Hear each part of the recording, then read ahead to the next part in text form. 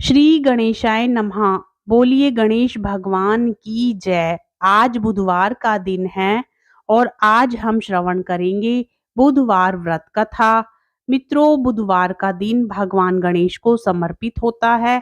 आज के दिन कुछ लोग व्रत भी रखते हैं, परंतु यदि आप बुधवार का व्रत ना भी रख पाएं और व्रत कथा श्रवण कर लें तो उससे भी आपको पुण्य फल की प्राप्ति बुधवार व्रत के बराबर हो जाती है। तो आइए आज हम बुधवार व्रत कथा, पूजा विधि, आरती और महत्व के बारे में जानेंगे। कथा को शुरू से अंत तक पूर्ण रूप से श्रवण करें, बीच में अधूरा ना छोड़ें।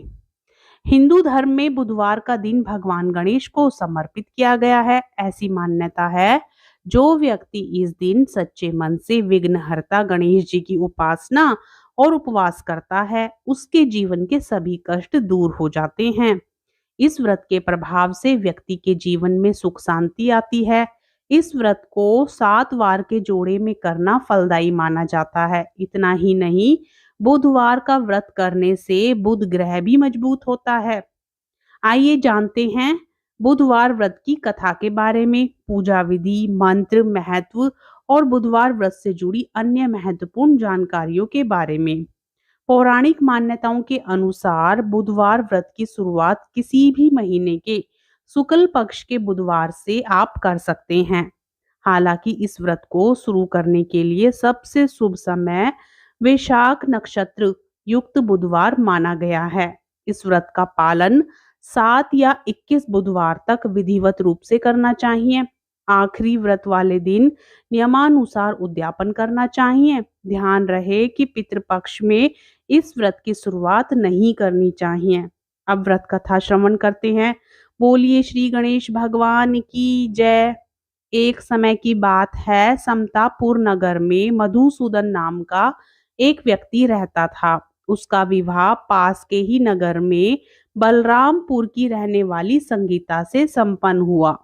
वह दिखने में सुंदर और सुशील थी। एक दिन मधुसूदन अपनी पत्नी को लाने के लिए ससुराल पहुंचा। वह उसी दिन अपनी पत्नी को विदा करने की जिद पर अड़ा रहा, लेकिन उस दिन बुधवार था। पत्नी के घर वालों के समझाने के बाद भी वह नहीं माना और बुधवार के दिन यात्रा करना अशुभ होता है, ऐसा ससुराल वालों ने उसे समझाया, पर फिर भी वह नहीं माना। संगीता के घर वालों को उसे बुधवार के दिन ही विदा करना पड़ा। इस तरह वे दोनों बैलगाड़ी में बैठकर जाने लगे। कुछ दूरी तय करने के बाद रास्ते में बैलगाड़ी का एक पहिया टूट गया। फिर दोनों गाड़ी से उतरकर पैदल ही यात्रा करने लगे। इसी बीच संगीता को प्यास लगी। तभी मधुसूदन पानी लेने के लिए गया। जब वह पानी लेकर लौटा तो हैरान रह गया। उसने देखा कि उसकी पत्नी के साथ उसका कोई हमशक्ल बैठा है।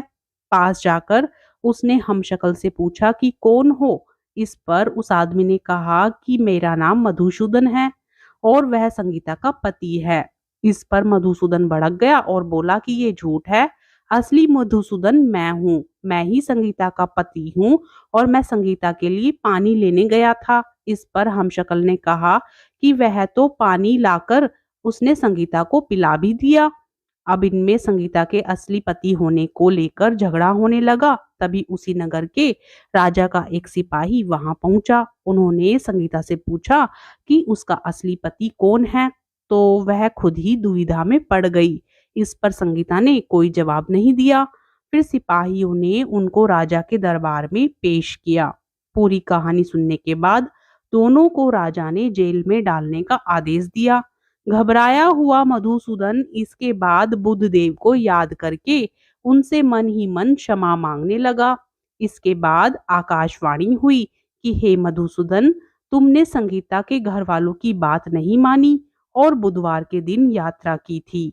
तुम्हारे इस अड़ियल बर्ताव से भगवान बुद्धदेव काफी नाराज हैं। उन्होंने ही ऐसी दुविधा पैदा की है। तब मधुसूदन ने नम्र आवाज में कहा कि हे महाराज, उससे बड़ी गलती हो गई। वह आज के बाद से कभी भी बुधवार को यात्रा नहीं करेगा और हमेशा बुधवार के दिन व्रत भी रखेगा। क्षमा मांगने पर भगवान बुद्धदेव का क्रोध शांत हो गया।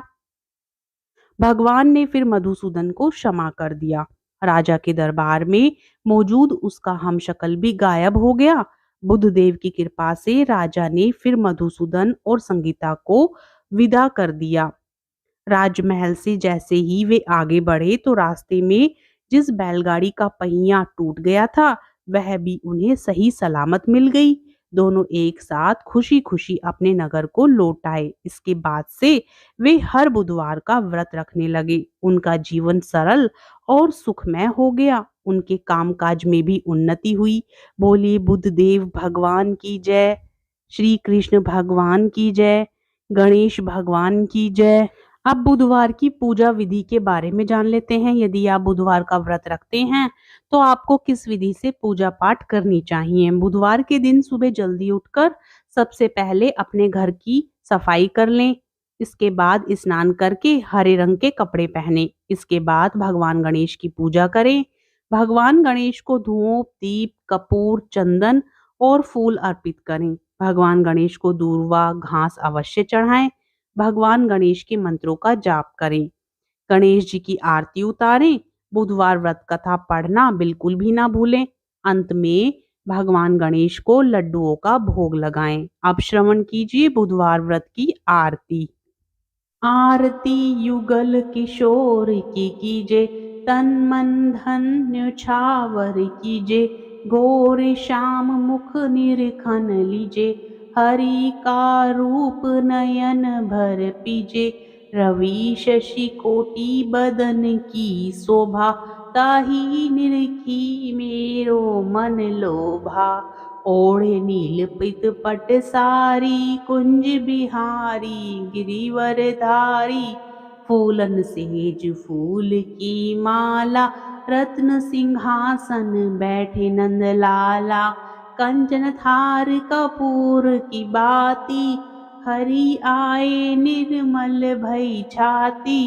श्री पुरुषोत्तम गिरिवर धारी, आरती करे सकल नर नारी।